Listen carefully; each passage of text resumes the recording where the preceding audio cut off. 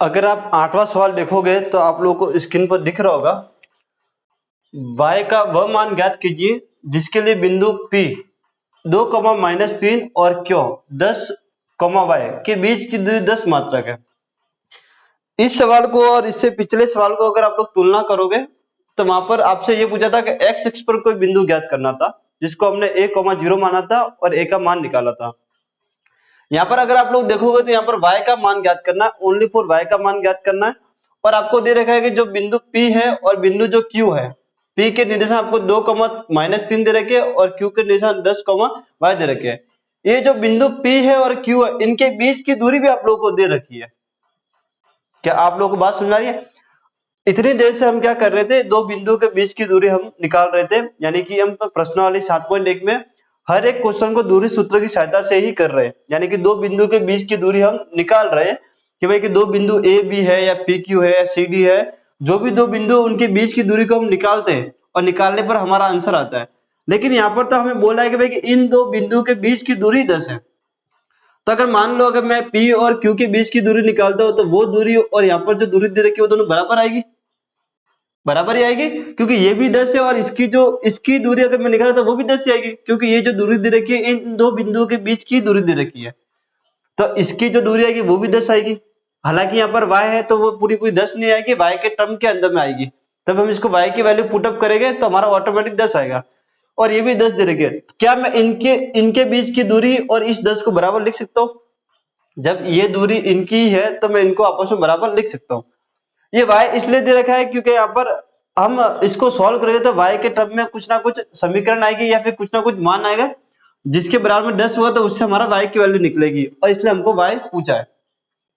हो सकता है एक्सटर्नल यहाँ पर y ना देकर x दे दे, तो यहाँ पर कहीं पर वो y हटाकर x दे देगा, तो सेम क्वेश्चन आ सकता है। तो आप लोगों को इसको पैटर्न को समझना है कि भाई कि यहाँ पर y तो हो सकता है कभी वो आगे x भी देके x भी पूछ सकता है।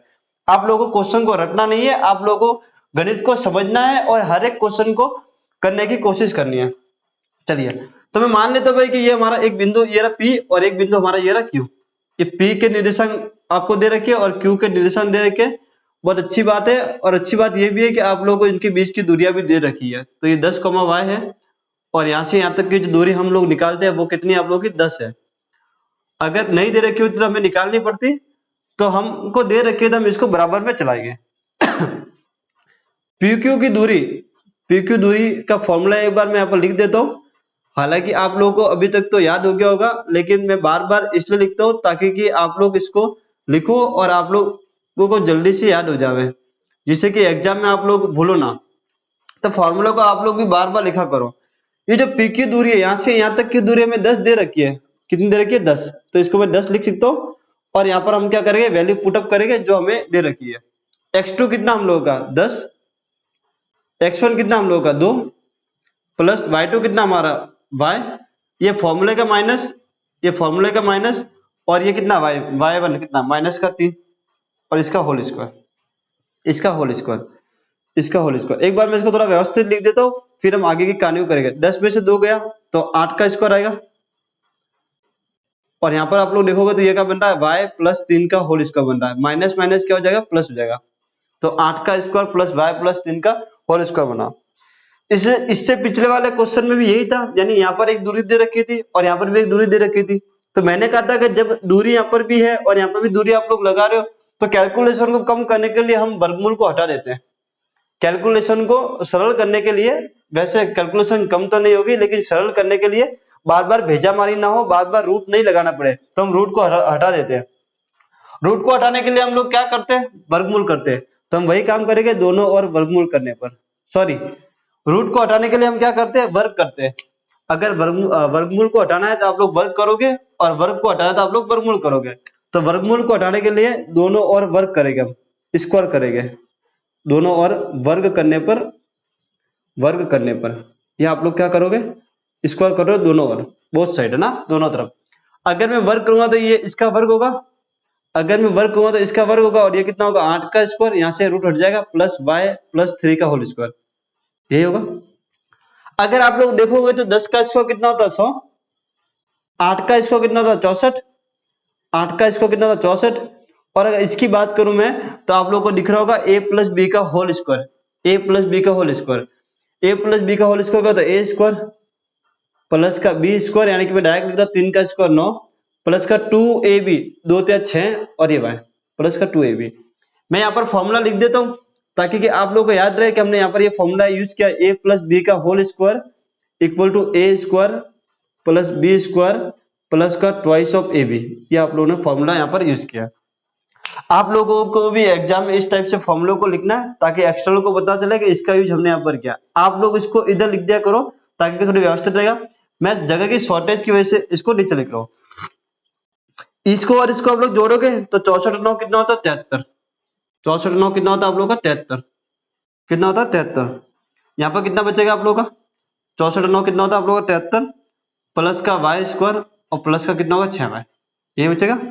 64 को मैंने जोड़ा तो कितना है 73 वाई स्क्वायर प्लस का 6y। इस 73 को मैं इस तरफ भेज दूं, इस 73 को मैं इस तरफ भेज दूं, या फिर इस 100 को मैं इस तरफ भेज देता हूं तो वाई स्क्वायर प्लस का 6y प्लस का 73 और माइनस का कितना होगा 100 इक्वल टू कितना होगा 0। 100 में से 73 गया तो 100 में से 73 गया तो किसका आएगा माइनस का 27 इक्वल टू 0। बड़ी संख्या माइनस की तो माइनस का आएगा। अगर आप लोग इसे देखोगे वाई स्क्वायर प्लस का 6y माइनस का 27 तो ये क्वाड्रेटिक इक्वेशन बन रही है जिसको आप लोग द्विघात समीकरण कहते हो। क्या आप लोगों को द्विघात समीकरण सॉल्व करना आती है? क्या आप लोग द्विघात समीकरण को सॉल्व कर पाओगे? अगर आप लोगों को द्विघात समीकरण को सॉल्व करना है तो द्विघात समीकरण को आप लोग गुणनखंड से सॉल्व करते हो, यानी टुकड़े करके सॉल्व करते हो। पहले पद को आप लोग तीसरे पद से गुना कराते हो और बीच वाले पद को लाते हो। तो उसी मेथड से मैं यहाँ पर कर रहा हूँ। मुझे 27 लाना है गुना करने पे और उसको घटाने या जोड़ने पे 6 आना चाहिए, तो 9 या 27 होता है। 9 या कितना होता है भाई, 9 या कितना होता है 27, तो 9y माइनस का 3y माइनस का 27 इक्वल टू 0। 9 में से 3 गया तो 6 आएगा और इसका गुना होगा तो माइनस का 27 भी आएगा। आप लोग जानते हो कि यहाँ से हमको कॉमन लेना होता है, यानी कि यहाँ से अगर मैं y कॉमन लेता हूँ तो अंदर कितना हो जाएगा y प्लस 9। आप लोग को यही पता है कि भाई यहाँ से भी हमें कॉमन लेना होता है। यहाँ से हमें ऐसी चीज को बाहर निकालना होता है कि वापस मुझे ये ब्रैकेट मिले, तो मैं माइनस का 3 लूंगा, माइनस का 3, तो माइनस 3 बाहर आया तो अंदर कितना होता है y और ये माइनस माइनस कितना प्लस और 27 में 3 का भाग कितना आएगा 9 इक्वल टू कितना है 0। ये और ये ब्रैकेट अगर सेम आया तो आपने कॉमन सही लिया है, अदरवाइज आपने कॉमन गलत लिया है। ये एक तरीका है जांचने का कि ये और ये ब्रैकेट सही आता है तो हमने कॉमन सही लिया है, अगर ब्रैकेट सेम नहीं है तो आपने कॉमन गलत लिया। इन दोनों में से आप लोग एक को उतारते हो, इन दोनों में से आप लोग एक को उतारते हो और इसको मिला के आप लोग एक बनाते हो, यानी कि y माइनस 3 इक्वल टू 0। यहाँ से y प्लस 9 इक्वल टू 0 आएगा, यानी कि ये दो 0 के बराबर है तो मैं इनको 0 के बराबर रख सकता हूँ और y माइनस 3 इक्वल टू कितना आएगा 0। यहाँ से अगर मुझे y की वैल्यू निकालना कितना आएगा माइनस का 9 और यहाँ से अगर मुझे y की वैल्यू निकालना कितना आएगा प्लस का 3। तो आप लोगों के जो y के मान है, आप लोगों के जो y के मान है वो दो आ रहे हैं, एक तो 9 आ रहा है माइनस का और एक क्या आ रहा है 3 आ रहा है। आप लोगों से y का वह मान ज्ञात कीजिए पूछा था, तो y की जो वैल्यू है वो कितनी माइनस की 9 और 3। अगर बिंदु की बात करूं मैं तो यहाँ पर एक बिंदु बनेगा आप लोगों का 10 माइनस 9 और दूसरा बनेगा आप लोगों का 10 3। अब अगर आप लोग y की जगह पर ये वैल्यू पुट कर दे तो ये 9 माइनस का 9 और 3, तो देखोगे दूरी जो आएगी वो 10 आएगी। हालांकि आप लोगों को चेक नहीं करना है, आप लोगों को तो ओनली फॉर y का मान निकालना था कि y का मान क्या है, एक तो माइनस 9 आया और एक 3 आया। अगर बिंदु की बात करें हो सकता है एग्जामिनर सोचे भाई कि y का मान निकालिए और साथ में ये भी आप लोगों को बोल दे कि ये जो बिंदु बनेगा बिंदु बताओ, तो आप लोग इसको बिंदु के रूप में ऐसे लिखोगे और y के रूप में आप लोग ऐसे लिखोगे। क्या बातें समझ में आ रही है आप लोगों को? क्या मेरी बातें आप लोग समझ पा रहे हो? तो y का मान कितना है माइनस का 9 या 3। अगर बिंदु पूछे तो आप लोगों को इस टाइप से लिखना है। हो सकता है कि एग्जामिनर अगर चेंज करना चाहे बोर्ड एग्जाम में तो यहाँ पर x देकर और यहाँ पर 10 की जगह x लिख दे और यहाँ पर 10 लिख दिया, ये चेंज करेगा। बाकी पैटर्न आप लोगों को यही अपनाना है, आपको जो दूरी दे रखी है उस दूरी को बराबर चलाना है और बाकी जो कैलकुलेशन है वो आपको इस टाइप से करनी है। क्या आप लोग समझ पा रहे हो? बहुत ही अच्छा क्वेश्चन था, पहले वाले क्वेश्चन के जैसे ही क्वेश्चन है लेकिन थोड़ा सा अलग है।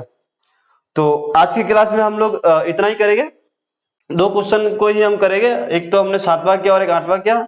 बाकी की जो हमारी क्लास आएगी उसमें हम 7.1 प्रश्नावली को कंप्लीट कर देंगे और बचा हुआ जो 7.2 का बेसिक है उसको हम उसी क्लास में करने की कोशिश करेंगे। तो आप लोग क्लास को रेगुलर अटेंड कीजिए।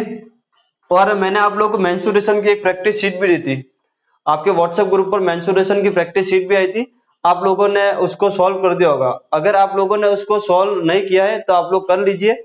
अगर किसी क्वेश्चन में आप लोगों को डाउट आता है तो आप लोग मुझे जो भी क्लास देखते हो उस क्लास के नीचे आप लोग कमेंट में लिखकर मुझे बता दिया करो कि सर हमें इस क्वेश्चन में या फिर इस टॉपिक में या फिर इस क्वेश्चन के इस वाली लाइन में मुझे ये वाला डाउट है, या फिर जो भी आपका फीडबैक होता है भाई कि हमें ये क्वेश्चन समझ में नहीं आया या फिर आ गया या फिर सर हमें ज्यादा ही कुछ आ गया, तो जो भी आप लोगों का फीडबैक है वो कमेंट के रूप में आप लोग जरूर दीजिए।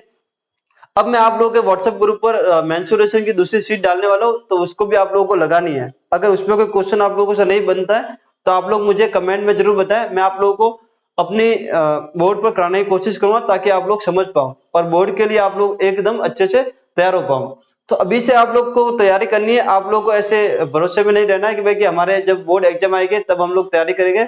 शुरू से तैयारी करोगे तो आखिर में आप लोगों के अच्छे मार्क्स आएंगे, अदरवाइज आप लोगों के अच्छे मार्क्स नहीं आएंगे। तो आज के लिए हम इतना ही करेंगे, बाकी की जो कहानी है उनको हम पिछली क्लास यानी जो अपनी अगली क्लास आएगी, सॉरी पिछली नहीं अगली क्लास आएगी उसमें करेंगे।